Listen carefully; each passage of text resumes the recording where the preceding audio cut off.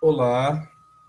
Bom, então, gente, voltando, a gente falou sobre contexto histórico filosofia, da filosofia moderna, né? Da filosofia no renascentismo. A gente falou do contexto histórico, ali daquele rompimento com a Idade Média, de valores católicos, medievais, o momento ali da produção de um novo tipo de indivíduo europeu, né? Ali com uma cara mais burguesa, né? Podemos até dizer assim, com uma cara mais moderna, já que é o período Idade Média, Idade Moderna, né? Então está rompendo ali com aquela tradição medieval, arcaica, né? Ali um período então de grandes transformações culturais, políticas, religiosas e econômicas, falando sobre o contexto histórico, formação do Estado moderno, capitalismo, ainda com o Estado moderno, mas não o Estado burguês, né? É um período de absolutismo real, né, do rei, de centralização política, de reforma protestante, né, de neutralização da força católica, né, de impedimento das forças católicas ali em grande parte da Europa, período das grandes navegações, contato com outras culturas. Então, beleza. Agora a gente fala da filosofia renascentista em si, né? Já que a gente já falou do contexto histórico. O que traz a filosofia renascentista? O que traz, na verdade, o renascentismo? A formação de uma nova mentalidade, um novo modo de pensar, tá? Essa é a característica fundamental do renascentismo, tá?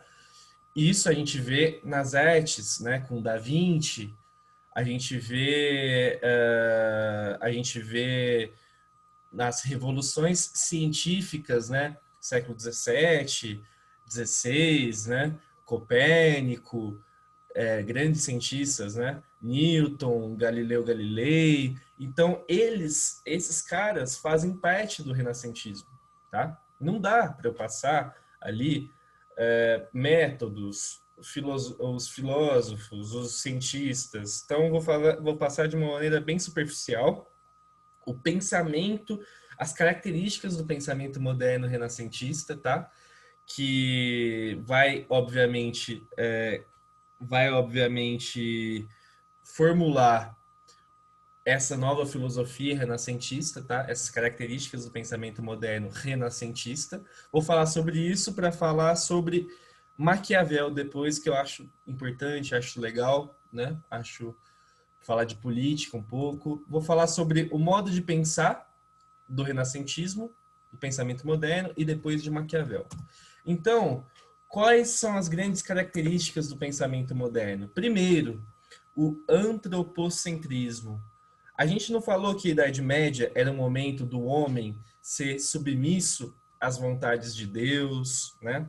Submisso a uma filosofia divina, podemos dizer assim, uma filosofia que quer explicar Deus, né, a existência de Deus, ou que, quando não quer explicar, é uma filosofia meramente religiosa, podemos dizer assim.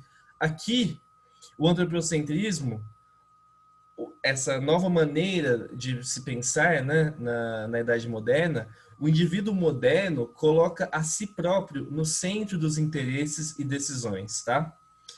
As certezas da fé contrapõem-se à capacidade de livre exame. Até na religião, os adeptos da reforma defendem o acesso direto ao texto bíblico, dando a cada um o direito de interpretá-lo. Tá aí os adeptos da reforma protestante, né? O que eu estou pegando de uma obra, de um texto de uma obra que se chama Filosofando, Introdução à Filosofia, né? Então, uma característica central é o antropocentrismo, tá?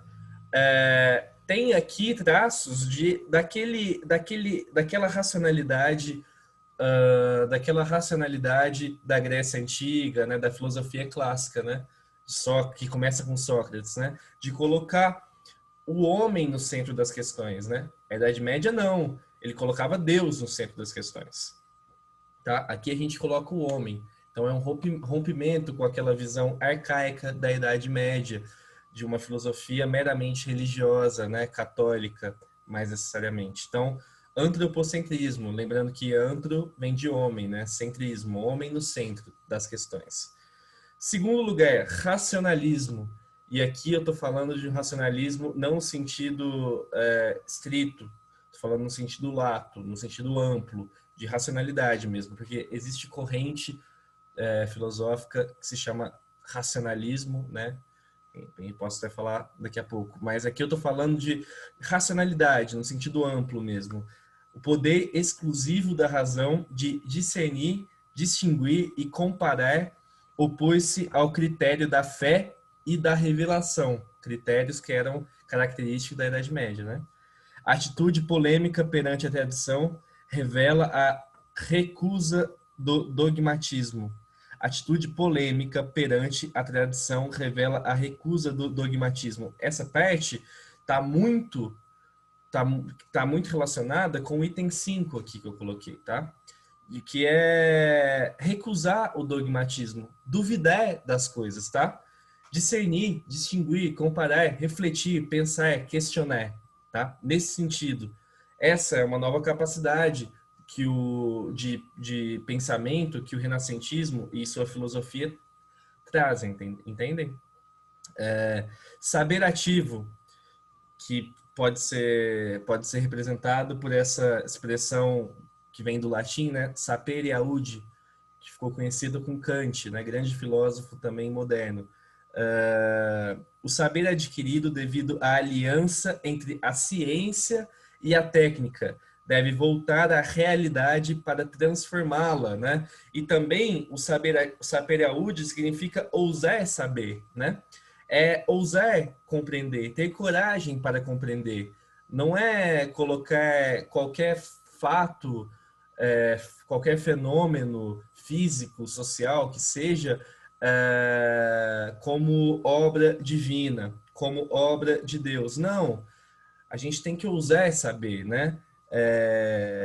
Unir a técnica, a ciência, o conhecimento, de que os homens devem sim fazer e devem questionar e devem querer compreender, né? Não só colocar explicações religiosas nas coisas, né? Nesse sentido. O que mais caracteriza o renascentismo? O método. E aqui a gente está falando de método que está alicerçado, que está combinado com o método científico. O método é o método científico, tá? Rompimento da ciência com a filosofia aristotélico-escolástica, que era da Idade Média, né? Instigou os intelectuais na busca de novos métodos de investigação filosófica e científica, tá? O pai do método científico, que é o Descartes, né? Vai colocar, por exemplo, ele faz parte da corrente filosófica que a gente caracteriza como racionalismo, né?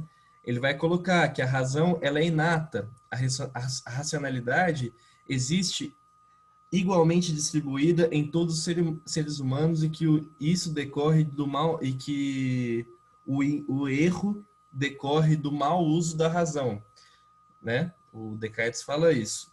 E quais são as regras do método cartesiano também, que é o pai do método científico? Nunca aceitar como verdadeiro algo que não se saiba evidentemente como tal. Ceticismo, dúvida constante, tá? Dividir o todo para melhor compreender as partes com detalhe. Ou seja, ele que você se você quiser compreender um problema científico, você tem que dividi-lo, separar as partes que você quer compreender, né? Ordenar e revisar os resultados obtidos, reagrupar as partes para melhor definir o todo, tá? Então aqui começa a ideia de método, né? De como chegar ao conhecimento, né? De como chegar ao conhecimento científico. E é interessante que abre-se também um debate entre empiristas, geralmente de tradição inglesa, e o racionalismo de Descartes, né? Os empiristas, Locke, Francis Bacon, do método dedutivo, não, do método dedutivo, eles vão colocar como crucial o uso da observação e da experiência, tá? Os empiristas, tá? O racionalismo de Descartes vai falar que a razão é inata, há uma universalidade da razão e que a gente não pode chegar até a razão, ou pelo menos até a razão plena, por meio das experiências e das sensações, tá? Como diziam os empiristas, que eram adeptos à experiência, à sensação, né? O que é algo empírico? É algo que se pode comprovar, é algo que diz respeito à realidade concreta, o que é empírico, né? Diz respeito à experiência, né? Então, tem um debate também do racionalismo de Descartes e do empirismo de Bacon, por exemplo, de Francis Bacon, o que não dá para eu que não dá tempo de explicar aqui, eu também não quero fazer uma aula longa, né? Mas é legal também se vocês procurarem saber mais sobre essa questão, que é muito interessante, né? Do dedutivismo dos empiristas, do indutivismo de Descartes, né? Do racionalismo de Descartes versus empirismo de Bacon, por exemplo. É interessante, e a gente está falando aqui de epistemologia, que eu já havia explicado na primeira aula. Um saber, um conhecimento que se volta para o próprio, um conhecimento que se volta para a própria ciência, de como se fazer a ciência, tá? São revoluções científicas que estão ocorrendo e que fazem parte desde todo o pensamento renascentista, tá? Então, o método, né? De como se chegar como se chegar ao conhecimento científico, né? Como se chegar à racionalidade, à razão. E o ceticismo, que é no sentido aqui de colocar em xeque tudo que a gente acha que sabe ou que a gente tem certeza que sabe, né? Então, colocar em xeque também as ideologias religiosas, né? Políticas, culturais, não só religiosas, mas estar sempre é, colocar sempre a dúvida como um fio condutor essencial para o pensamento científico, para o conhecimento científico, né? Descartes, né, autor da célebre frase "penso, logo existo", ele coloca a dúvida como a chave fundamental para o conhecimento científico, né? A dúvida, o questionamento, né? A vontade de saber. Então, essa é a nova cara do pensamento renascentista da época, entendem? E aí, eu quero falar sobre um cara que a gente estuda em ciências sociais, porque ele é fundamental, ele inaugura o pensamento político moderno. Ele inaugura a filosofia política moderna. Ele inaugura a ciência política ou a política moderna. Tá? Tudo isso que eu falei, ele inaugura. Porque a gente pode falar que ele inaugura a ciência política ou a política moderna, tanto faz. Que é Maquiavel, Nicolau Maquiavel, um filósofo italiano, né? Filósofo político italiano. E ele tem uma obra que é considerada uma obra renascentista, né? O Príncipe, do século XVI, a obra, né?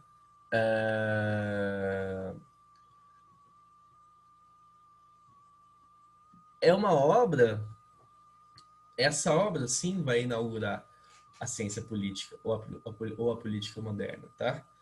E qual é o contexto histórico da obra? Formação do Estado moderno, tá? Formação da economia política moderna, tá? A formação dos poderes locais, da monarquia absolutista, tá? Esse é o contexto político, esse é o contexto histórico daquela época, né? É isso que Maquiavel está testemunhando também, porque ele faz essa obra no momento em que a Itália, ou melhor dizendo, a Península Itálica não era unificada E França e Inglaterra, por exemplo, era unificado.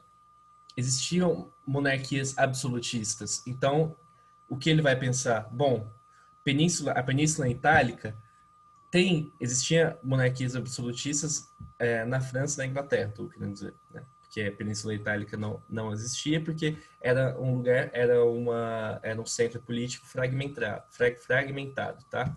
Então ele diz, bom, a gente tem que existir tem que existir monarquias absolutistas na Itália, tá? Para unificar a Península Itálica, entendem? Como na França e na Inglaterra. Então, faltava essa unificação nacional. Como unificar, então, essa região da Península Itálica? Com o absolutismo, com, digamos assim, o autoritarismo de um líder, tá? A unificação, ela tem que vir de um líder, de um regente, digamos assim. E aí é a ideia do príncipe. Não é o príncipe no sentido de filho do rei, como a gente conhece. Não, é príncipe no sentido de principado, de ser o líder daquele principado, tá? E aí a gente pode tirar algumas, e fora, nesse contexto também, pensando no contexto histórico, aqui é um momento de decadência da igreja, ou do domínio, né, da igreja católica, porque a gente está no momento aqui de expansão da reforma protestante. Então, o Maquiavel está vendo tudo isso, tá? Então, ele deseja unificar a Península Itálica sob o comando de um só governante, tá? Tal qual as monarquias absolutistas na época. Então, essa obra, O Príncipe, vai servir como se fosse uma bíblia das monarquias absolutistas daquela época, né? Então, ele vai colocar ali, nessa obra, O Príncipe, como o governante deve reger um país, né? Para se manter no poder, tá? Para ele se manter no poder, né? Essa é a ideia do príncipe.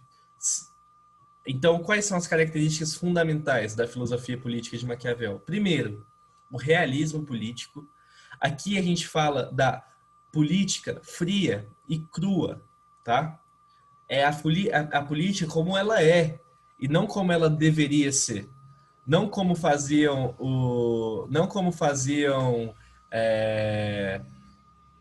Platão, Aristóteles, né? Que pensavam numa política ideal. Lembram a República de Platão, por exemplo? Lembram da arte de governar de Aristóteles? Para Maquiavel, não existe essa história de arte, não. Para Maquiavel, existe conquista de interesse, podemos dizer assim, tá? Conquista de interesses. E qual é o interesse maior do governante? Se manter no poder. E para ele, por exemplo, a natureza humana é mal. O homem é mal por natureza, tá? Então, por isso que, inclusive, deve existir um governante, né? Para liderar esse povo que é mal por natureza, tá? E qual é a função maior do governante? Se manter no poder. E para isso, meus amigos, não importam os meios. Então famosa máxima do peraí que eu vou pegar aqui certinho.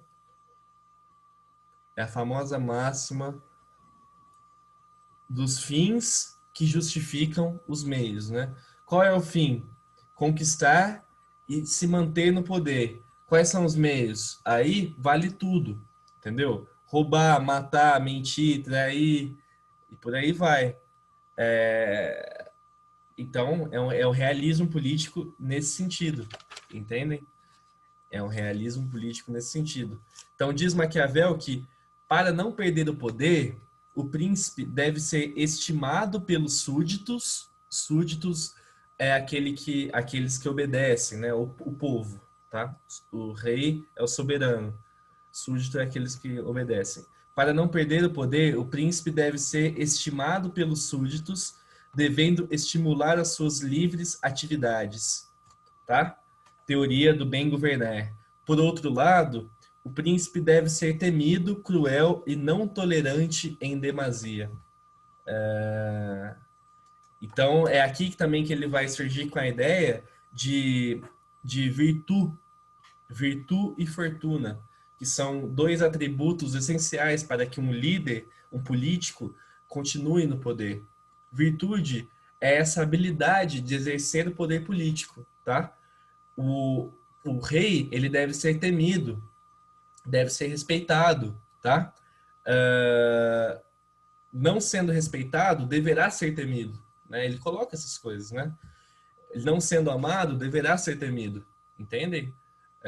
Virtude política. Virtude de quê? Virtude em qual sentido? Habilidade de permanecer no poder. Manutenção do poder, tá? E aí a gente está falando dessa ideia de autoritarismo, de centralização, de até autocracia, né? Ditaduras também vão ser regidas nesses princípios mais posteriormente, né? Ditadura pode ser considerada uma forma de governo mais recente, né? Mas começa aqui essa ideia de, de não democracia, né? A gente pode colocar assim, né? De realismo político mesmo. A ideia, então eu falei da ideia de virtude, a habilidade de quê? De permanecer no poder, né? E fortuna, que é o líder deve ter sorte também, tá? Em termos de acidentes naturais, né, catástrofes naturais, sorte. Então, são dois elementos fundamentais pro líder político, tá? Pro regente, né? E aqui, aqui, essa é a importância fundamental da obra, e começa a ideia, ou pelo menos a classificação, da ciência política, da política moderna, com Maquiavel, né?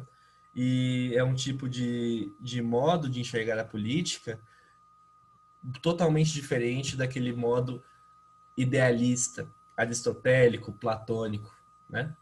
Entendem? É nesse sentido que é a importância de Maquiavel também, que é um renascentista, né? Então quis passar ele falando, obviamente, da filosofia renascentista e, e vai inaugurar a política moderna, né? Com esses atributos aí de concentração do poder político, manutenção do poder, essa nova cara aí da política moderna voltada para o realismo político, é nesse sentido, né? E o motivo da obra, lembrando, Maquiavel está vendo uma península itálica fragmentada, não unificada. Para unificar, para se unificar, ela deve obedecer aquele comando das monarquias absolutistas, tá? E aí ele fala sobre o que um bom governante deve fazer para permanecer no poder e, obviamente, para fazer com que aquela região, aquela população, aqueles súditos, como eu expliquei, que são súditos, né, daquele povo, o obedeça, né? Para que as coisas não fujam dos lugares, né? Para que não haja rebelião, fragmentação, né? Então, acaba sendo um livro que ensina o político a governar, tá? Para que ele consiga fazer com que os súditos o obedeçam, consiga manter uma certa paz no seu governo, tá? Centralizando sempre as instituições políticas e o poder nas mãos desse líder, tá? É nesse sentido. Então, aí na próxima aula de filosofia, eu quero falar sobre os contratualistas, beleza? E depois a gente chega à filosofia iluminista. Então, pensem nisso. Pensem mais, né? Pensem em Maquiavel também, obviamente, mas pensem na cara desse renascentismo, né?